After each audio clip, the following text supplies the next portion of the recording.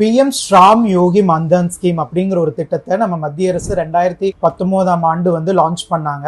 இதுல வந்து unorganised செக்டர்ல work பண்றவங்க, அமைப்பு சாரா தொழில் செய்யறவங்க, வேலை செய்யறவங்களுக்கு மாதம் 3000 ரூபாய் ஊதிய தொகையாக நம்ம மத்திய அரசு அவங்க 60 வயசு தாண்டினக்கு அப்புறம் கொடுக்குறாங்க. இதுக்கு வந்து அவங்களோட ஏஜ் வந்து 18ல இருந்து 40 வரைக்கும் இருக்கணும்.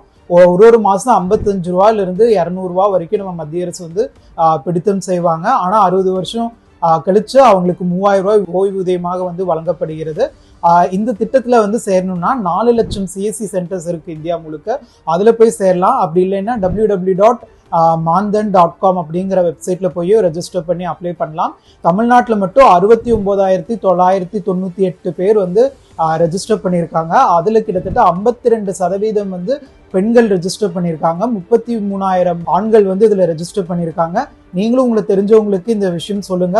ஓய்வூதியமாக அமைப்பு சாரா தொழிலாளர்கள், நிறைய மூட்டை சுமந்து நிறைய கஷ்டப்படுறவங்க, இவங்க 60 வயசு கழிச்சு யாரையும் சார்ந்து இல்லாம அவங்களுக்கு ஓய்வூதியமாக நம்ம மத்திய அரசு வந்து கேரண்டீட் பென்ஷன் வந்து தராங்க. இதை எல்லாருக்குமே நம்ம வந்து ஸ்ப்ரெட் பண்ணுவோம்.